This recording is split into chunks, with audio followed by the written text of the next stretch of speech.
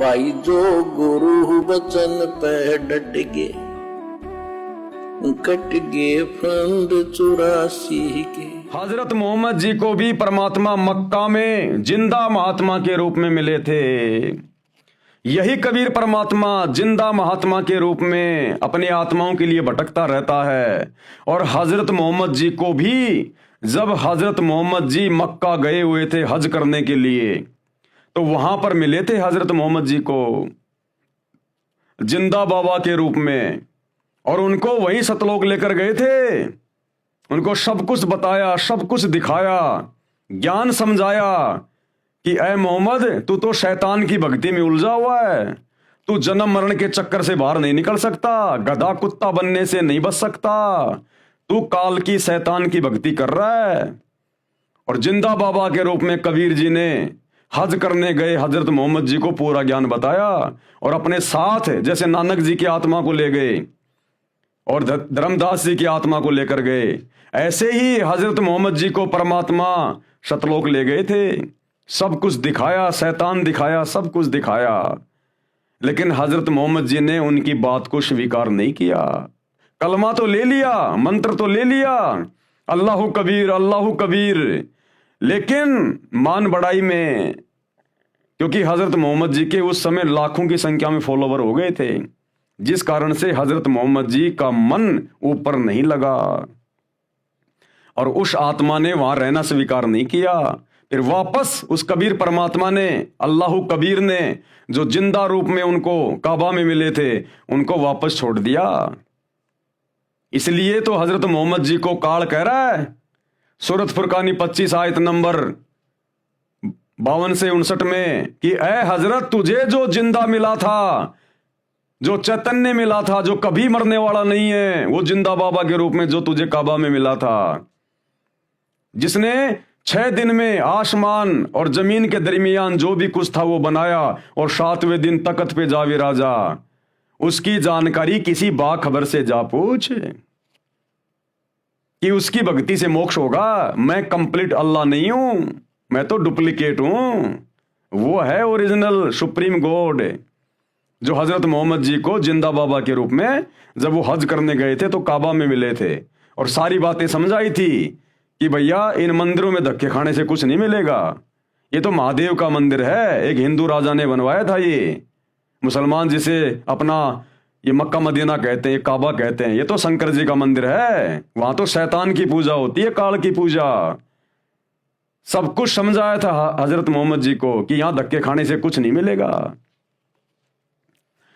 हजरत मोहम्मद जी को भी परमात्मा यानी वही कबीर परमेश्वर जो आज सतगुरु रामपाल जी के रूप में आए हुए हैं, मक्का में जिंदा महात्मा के रूप में मिले थे।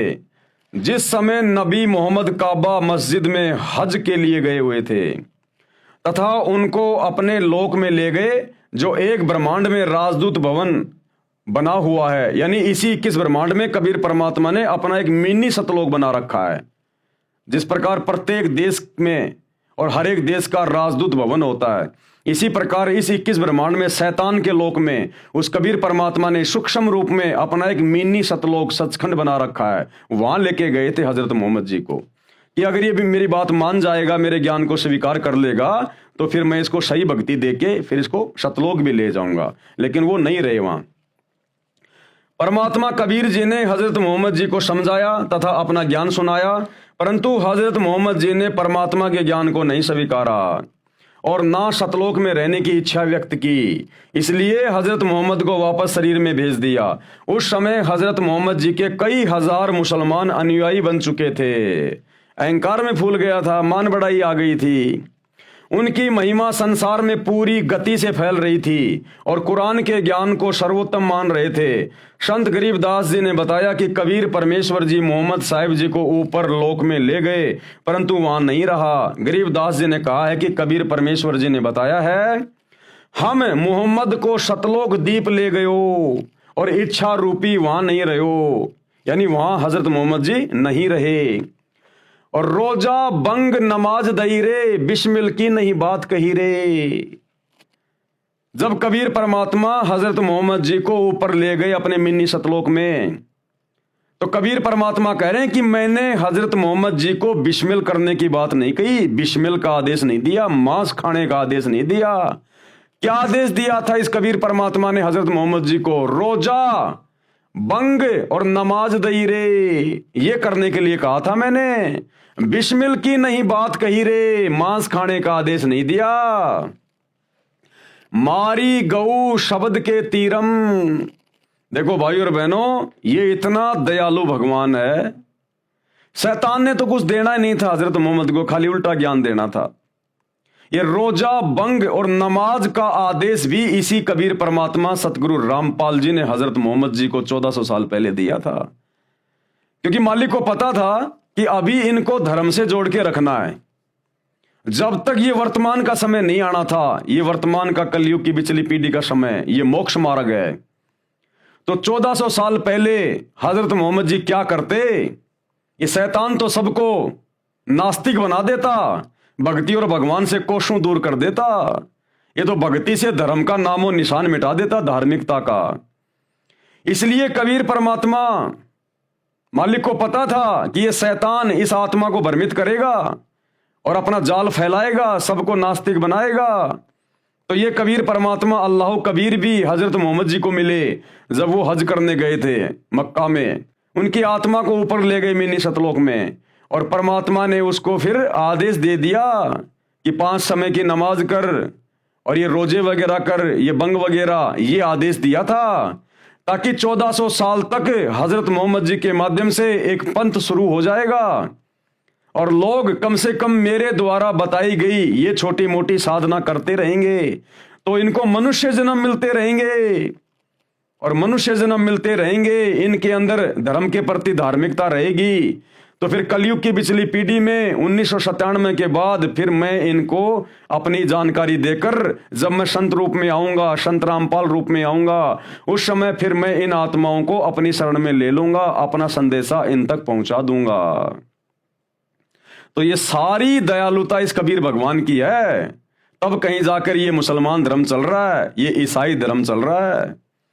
अगर ईसा मसीह की मौत के बाद, जैसे ईसा मसीह की दुर्गति से मौत हुई, कितना तड़पा तड़पा के शरीर में कीले ठोक ठोक के उनको मारा गया।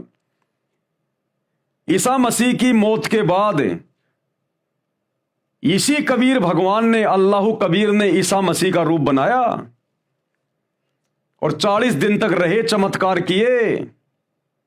मरियम के भाई लाजर को मुर्दे से जिंदा किया। अगर परमात्मा हजरत ईसा का रूप बना के प्रकट ना होते और वो चमत्कार ना करते 40 दिन तक, तो जिस प्रकार से शैतान ने हजरत ईसा को मृत्यु दंड दिलवाया, उसकी दुर्गति को देखकर आज कोई भी व्यक्ति भक्ति नहीं करता, आज कोई भी ईसाई नहीं होता। सब लोग यही सोचते कि जो ईसा मसीह अपने आप को परमेश्वर का पुत्र कहा करता था, जब उसकी भक्ति करते करते अंत में ऐसी दर्दनाक दुखदायक अकाल मृत्यु हुई है, जानवर से भी बदतर मौत मिली, तो फिर क्या फायदा ये भक्ति करने का? हमें क्या मिलेगा? सब लोग नास्तिक हो जाते। ये शैतान का षड्यंत्र था, ये पूरे समाज को नास्तिक करने का। लेकिन ये कबीर अल्लाह, ये दयालु परमात्मा, इसने फिर हजरत ईसा का रूप बनाया और 40 दिन तक इसने चमत्कार किए, लोगों में भक्ति और भगवान के प्रति आस्था को बनाया। तब कहीं जाकर आज ये ईसाई धर्म एक नंबर पे बना हुआ है। लेकिन अब वो परमेश्वर अल्लाह कबीर स्वयं धरती पे आ गए अपनी ओरिजिनल भक्ति लेके, मोक्ष का मार्ग लेकर। अब यदि ये ईसाई समाज के लोग, मुसलमान समाज के लोग, हिंदू समाज के लोग, सिख समाज के लोग यदि अब इनकी शरण में नहीं आए और सतगुरु रामपाल जी के द्वारा बताई गई सतभक्ति शुरू नहीं की, तो भैया फिर ईसा मसीह जैसी भयंकर दुर्गति होगी, भयंकर दुर्गति। और मरने के बाद तो फिर ये शैतान 84 लाख योनियों में ठोकेगा, गधा कुत्ता शुअर बनाएगा, फिर भयंकर दुर्गति हो जाएगी। तो धार्मिकता को भी ये परमात्मा बना के रखता है। तो हजरत मोहम्मद जी को रोजा, बंक और नमाज ये करने के आदेश भी मिन्नी सतलोक में ले जाकर इसी कबीर परमेश्वर जी ने दिए। और बिस्मिल की नहीं बात कही रे, और मांस खाने का कोई आदेश नहीं दिया। ये मांस खाने का आदेश फिर बाद में शैतान ने अपने फरिश्तों के माध्यम से इन हदीसों में लिखवा दिया। मारी गऊ शब्द के तीरम, ऐसे होते मोहम्मद पीरम। हजरत मोहम्मद जी ने एक बार अपने शब्द से, अपने वचन से एक गाय को मार दिया था। तलवार से नहीं मारा, काटा नहीं था, खाने के लिए नहीं, अपनी शक्ति को प्रदर्शित करने के लिए अपने शब्द से, अपने वचन से, अपने भक्ति से गाय को मार दिया। लेकिन वो गाय हजरत मोहम्मद जी से जिंदा नहीं हुई। जब जिंदा नहीं हुई तो हजरत मोहम्मद ने देखा तेरी तो बेइज्जती हो गई, मामला बिगड़ गया। उसके बाद उसको वो बात याद आई जो कबीर परमात्मा ने उसको बताई थी जब सतलोक लेकर गए थे कि ऐ हजरत मोहम्मद, ये कलमा मैं तेरे को दे रहा हूं, इसका जाप किया कर, अल्लाहु कबीर अल्लाहु कबीर अल्लाहु कबीर। और जब कभी तेरे ऊपर कोई आपत्ति आ जाए तू ये मंत्र बोल के मुझे याद करना, मैं सूक्ष्म रूप में तेरे सामने आ जाऊंगा तेरी मदद के लिए, केवल तेरे को दिखाई दूंगा। तो जब गाय उसने मार दी और बाद में वो जीवित हुई नहीं, हजारों आदमी वहां खड़े हुए हैं। अब हजरत मोहम्मद ने देखा भैया बड़ी मुश्किल से तो ये मुसलमान मैंने तैयार किए हैं और ये तो सारा मामला खराब हो जाएगा, बेइज्जती हो जाएगी, नास्तिक हो जाएंगे सब लोग। उस समय हजरत मोहम्मद जी गुफा में जाकर रोए और बोलने लगे अल्लाहु कबीर अल्लाहु अकबर अल्लाहु कबीर अल्लाहु अकबर।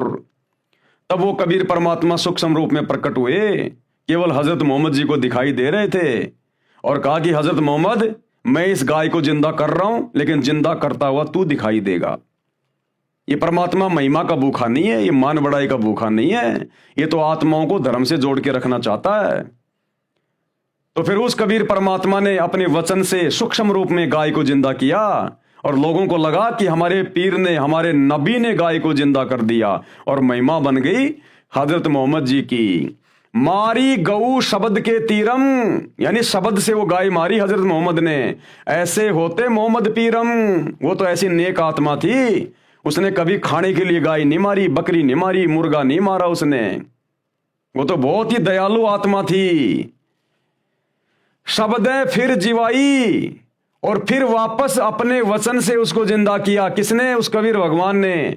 जीव राख्या मांस नहीं बाख्या, उसको काट के खाया नहीं। ऐसे पीर मोहम्मद भाई, वो तो ऐसी नेक आत्मा, ऐसी पाक और पवित्र आत्मा थी। उसने गाय को शब्द से मार के वापस जिंदा कर दिया। करने वाले तो परमात्मा थे, महिमा उनको दी जा रही है। लेकिन उसके बाद उन्होंने गाय को खाया नहीं, अपनी जिंदगी में नहीं खाया उन्होंने, कभी कोई जानवर नहीं खाया। और जो उनके 1,80,000 जो उनके फॉलोवर थे, उन्होंने कभी गाय को हाथ नहीं लगाया। वो तो ऐसे नेक और पाक थे। ये आज का मुसलमान कहां हजरत मोहम्मद की रीस करेगा? ये नाम लेता है हजरत मोहम्मद का और बकरे काट काट के खा रहा है, हरी सब्जियों की तरह मांस खा रहा है। ये तो अपने नबी की तौहीन कर रहा है, अपने नबी की तौहीन। मारी गऊ ले शब्द तलवार, जीवित हुई नहीं अल्लाह से करी पुकार। शब्द से, वचन से हजरत मोहम्मद जी ने उस गाय को मारा, शब्द रूपी तलवार से, ना कि लोहे की तलवार से। और जीवित हुई नहीं, अल्लाह से करी पुकार। अल्लाहु अकबर बोल के, अल्लाहु कबीर बोल के वो कलमा पढ़ा फिर, और कबीर परमेश्वर को याद किया। तब हमो, यानी मुझको मोहम्मद ने याद किया रे, शब्द स्वरूप हम बेग गया रे। अल्लाहु अकबर बोल बोल के हजरत मोहम्मद ने हमें याद किया। और कबीर परमेश्वर कहते हैं तब हम वहां पर सूक्ष्म रूप में हजरत मोहम्मद के सामने प्रकट हुए। तब हमो, यानी मुझको मोहम्मद ने याद किया रे, शब्द स्वरूप हम बेग गया रे, तुरंत पहुंच गए। मुई गऊ हमने तुरंत जिवाई, मुई यानी वो मरी हुई गाय हमने तुरंत जिंदा कर दी सूक्ष्म रूप में। तब मोहम्मद का निश्चय आई, तब मोहम्मद को विश्वास हुआ कि ये अल्लाह जो मुझे जिंदा बाबा के रूप में मिला था, जो मुझे सतलोक लेकर गया था, ये वास्तव में अल्लाह कबीर है, ये समर्थ है, यही परमात्मा है। तब मोहम्मद के निश्चय आई, तुम कबीर अल्लाह दरवेशा, ये कबीर परमात्मा तुम ही अल्लाह हो जो दरवेश रूप में, साधु संत के रूप में आते हो। तुम कबीर अल्लाह दरवेशा, मोमिन मोहम्मद का गया अंदेशा। उस मुसलमान मोहम्मद का पूरा अंदेशा समाप्त हो गया, सारी शंका समाप्त हो गई कि ओरिजिनल अल्लाह कौन है। कहा मोहम्मद सुन जिंदा साहिब, हजरत मोहम्मद ने क्या कहा? सुन जिंदा साहिब, ये कबीर भगवान जिंदा बाबा, तुम अल्लाह कबीर और सब नायब, केवल तुम ही एकमात्र अल्लाह कबीर हो, बाकी सब नायब हैं, नीचे नीचे हैं, सब नौकर हैं बाकी सब। यानी उस शैतान को भी हजरत मोहम्मद ने डुप्लीकेट साबित कर दिया जिसने कुरान शरीफ का ज्ञान दिया था। क्या कह रहे हैं उस जिंदा बाबा को, अल्लाह कबीर को, तुम अल्लाह कबीर और सब नायब और सब तुमसे नीचे हैं। कुरान शरीफ की सूरत फुरकानी 25 आयत नंबर 52 से 59 में भी है। कुरान शरीफ के ज्ञानदाता को, कुरान शरीफ के ज्ञानदाता को यानी डुप्लीकेट अल्लाह को हजरत मोहम्मद तथा मुसलमान धर्म के सभी श्रद्धालु अपना खुदा मानते हैं, उसी को पूर्ण परमात्मा भी मानते हैं। इन 52 से 59 आयतों में कुरान ज्ञानदाता ने यानी उस शैतान ने कहा है कि ए पैगंबर हजरत मोहम्मद, जो कुरान की आयतों में मैंने तुझे जो ज्ञान दिया है, तू उस पर अडिग रहना, दृढ़ रहना। अल्लाह कबीर है, इबादत ही कबीरा, वो अल्लाह कबीर है इबादत के योग्य। और ये काफिर, ये बाकी मुसलमान, बाकी लोग उस अल्लाह पर, उस कबीर अल्लाह पर विश्वास नहीं करते। तुम इनकी बातों में मत आना, इनके साथ संघर्ष करना यानी जिहाद करना। जिहाद का मतलब होता है संघर्ष करना, मारना काटना नहीं होता जिहाद का मतलब। इनके साथ संघर्ष करना, झगड़ा नहीं करना। हे पैगंबर, ये कबीर नामक परमात्मा है जिसने किसी को बेटा, बहू, सास, ससुर व नाती बनाया है। कौन कह रहा है हजरत मोहम्मद को ये सारी बातें? वो डुप्लीकेट अल्लाह जिसको मुसलमान समाज अपना अल्लाह मानता, अपना खुदा मानता है, वो शैतान उस बड़े अल्लाह कबीर के बारे में बता रहा है। क्या कह रहा है? हे पैगंबर, ये कबीर नामक परमात्मा है जिसने किसी को बेटा, बहू, सास, ससुर व नाती बनाया है। तुम उस जिंदा पर भरोसा रखना जो तुझे जिंदा बाबा के रूप में मिला था ना काबा में, उस जिंदा पर भरोसा रखना जो तुझे काबा में मिला था।